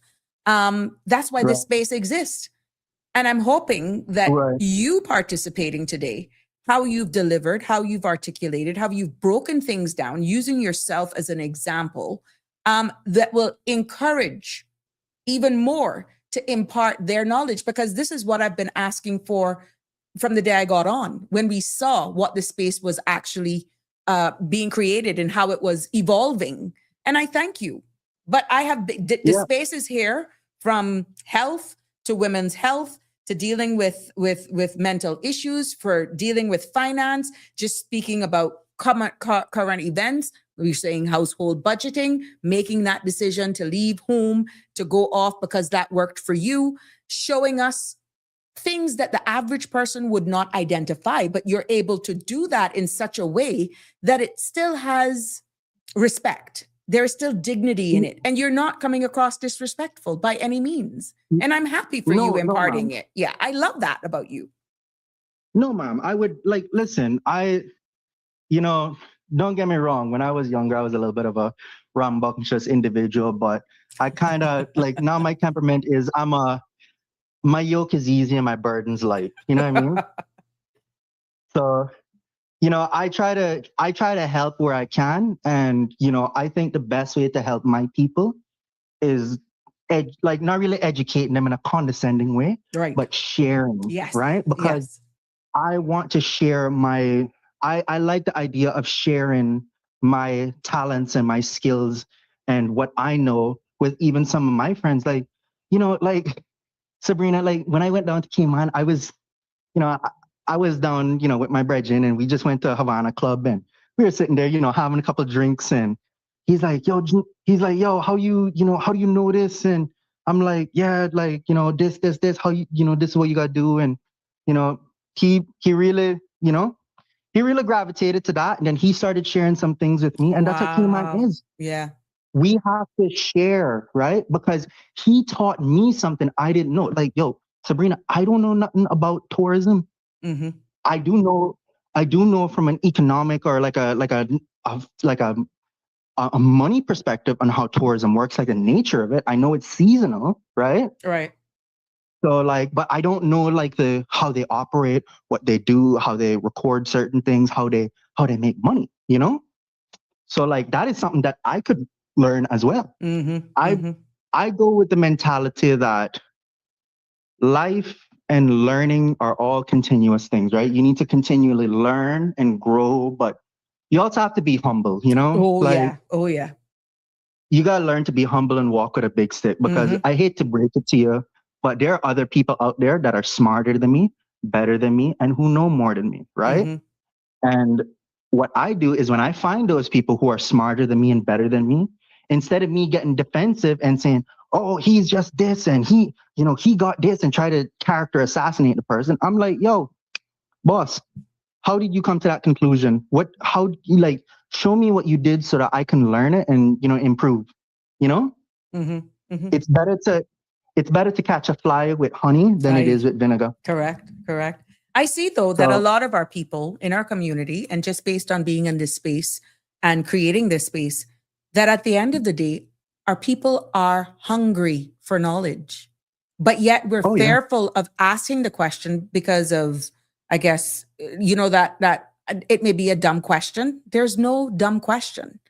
But the mere fact that we have persons like yourself that are still out there. Let me tell you something, caller. This is a prayer and a dream come true, because you have given me hope. I could be honest with you, because I was wondering, am I doing something wrong? Yes, we do have commenters, but it's young persons like you. Somebody said earlier on in the comments, I need to have at least one show where we can encourage and attract even more persons like yourself, young persons, to come on and to just air where you're not judged here. It's respected. I want to hear all sides of it. But yeah, we are hungry for knowledge. We are hungry. Yeah, I see that. Oh yeah, absolutely. Like I said before, when I put it this way, a lot of rich/wealthy people, there's a reason why they give generic advice, right? It's not because they're trying to gatekeep or anything. No, it's just that what they're doing is so unique and niche and complex that when they do try to explain it in their language, it just goes over people's head because it's so complex, right? Because that's how these That's how, like, these Jeff Bezos and these Elon Musk people think and talk. They think in complex terms, right? They don't have the ability to take complex concepts and break them down so that somebody, a layman can understand it, right?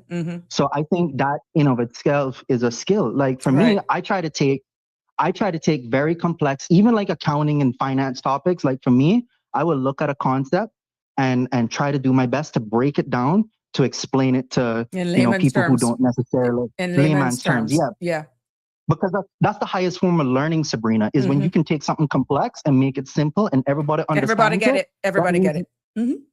Yeah, everybody gets it, and you have true mastery over what you're talking about, and people then will look at you and say, "Wow, this guy's pretty smart," So I think, like, like in terms of like just, and unfortunately, I can only give like generic advice, right? Right.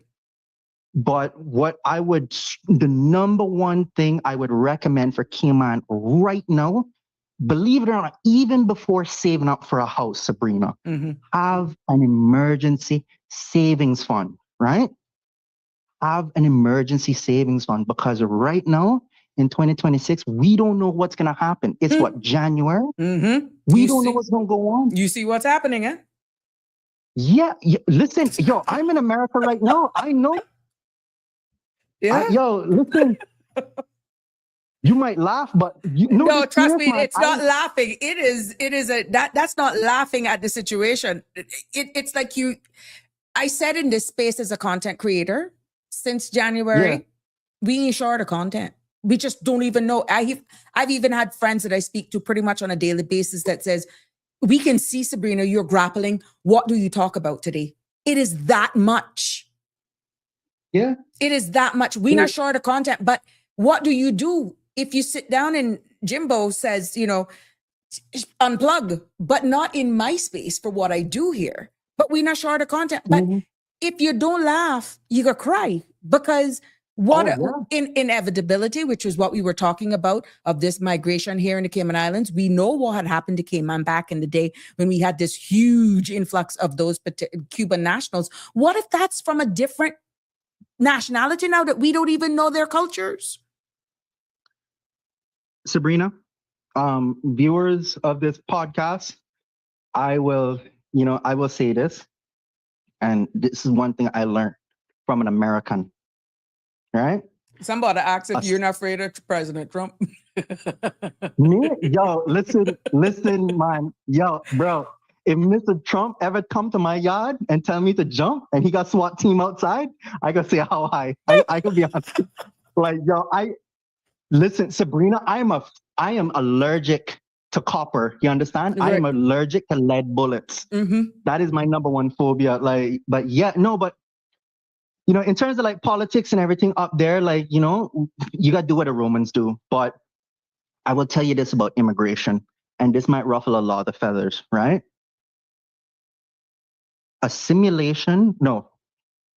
Integration without assimilation is invasion. Wow. I'll repeat it again. Integration without assimilation is invasion. You're infiltrating yourself. You're actually diluting what you've found, and you've taken. Somebody asked me to give you a kaboom. Somebody asked me to give you a kaboom. Oh, yeah. That's what you said was so profound. They're asking for. Yeah. And I will say it until the day I die. And this is with me as well as a green card holder, right? Sabrina, I go into another man's country. I am a guest in this country. You understand? It is a privilege for me to stay in this country until I become a US citizen. It is not a right, right? I have to follow certain rules and laws and regulations here, right? And I have to be in compliance with the law.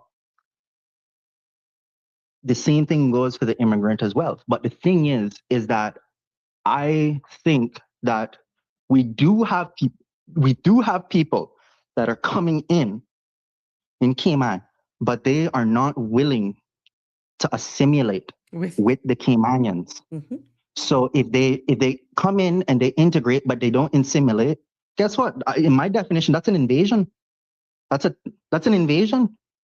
Because how are you going to go into another man's country and you don't want to learn their culture, their language, what they believe, their laws, and their values, and you think you can just bring your preconceived notions to another man? No, that's not gonna work. I had to do. Listen, Sabrina, I have to. When I came to America, I learned about their cultures, their traditions, their values, and what they believe, their laws and their rules and regulations, and I have to abide by those things, and I integrate into their society. You understand? respect where you went. Yes, absolutely. And I would do that to any country that I live in. You understand? It's not just America. If I go to the UK or Canada or Spain, and me and the missus and the baby and everything, we just go and live down in Spain, Mm-hmm. I would have to learn their language. Mm-hmm. Mm-hmm. Mm-hmm. Not try to So- change them for where you coming from, Yeah. because the invasion is outnumbering the where you are actually landing. And that is the balance. Remember, you spoke about percentage earlier on, that we're in the Yeah. 20%. And I feel that is what the indigenous, the generational Caymanians are fighting for, because as you rightly put it, profound. Damian Henry said on point. We feel as though we're being invaded in our own country.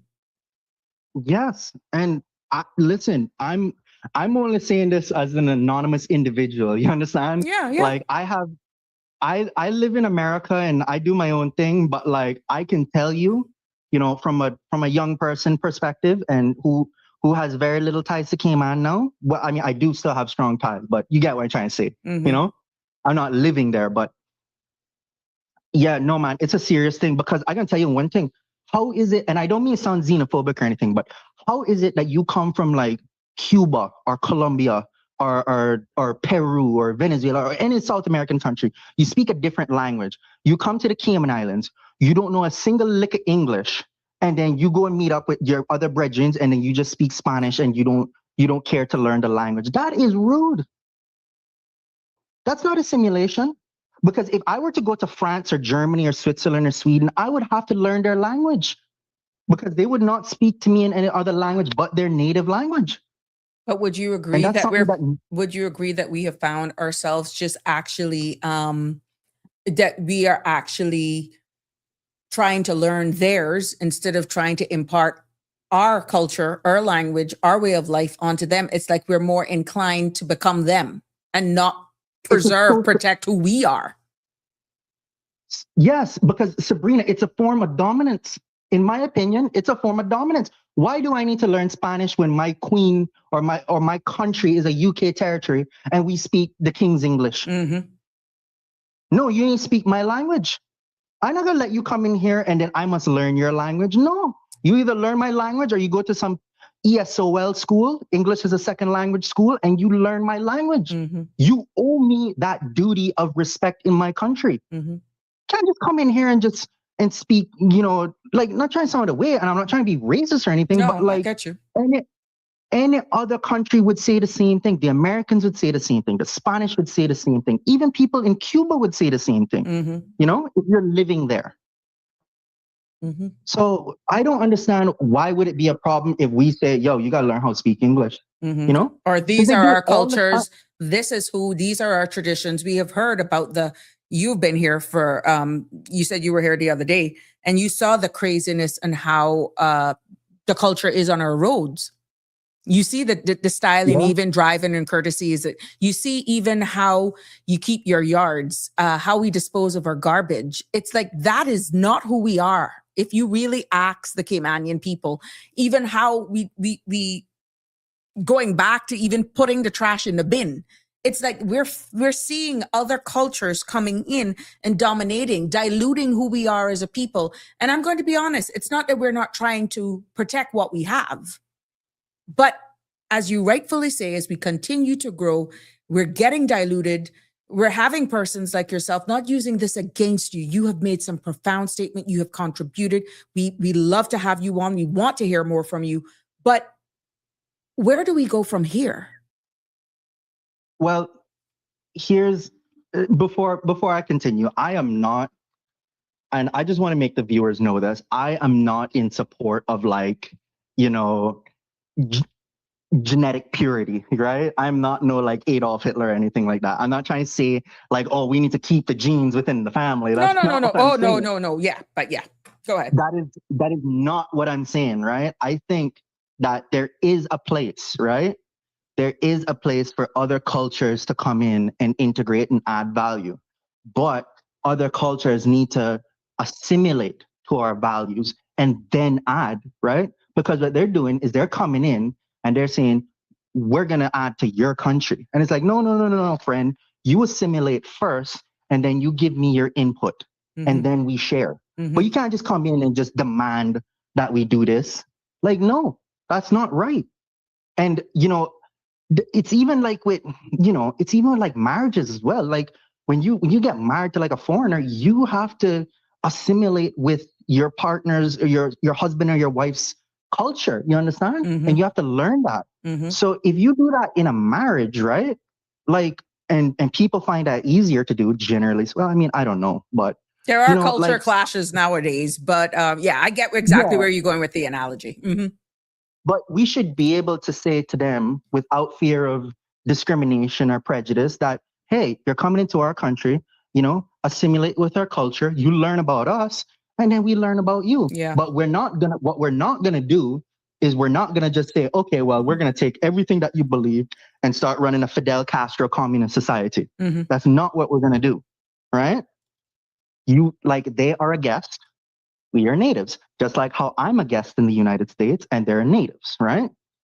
You just have to understand where you are and where you stand, right? And the people, And that's the and people need to stand and protect who we are.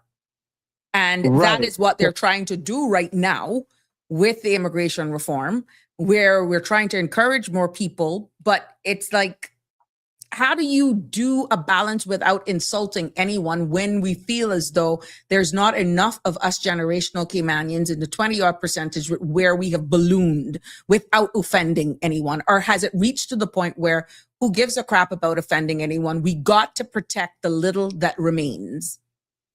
Can I tell you a little quote that I also learned, if that's okay, to answer the question? Go ahead. In order to reach to the truth, you have to risk offending people. The truth is offensive.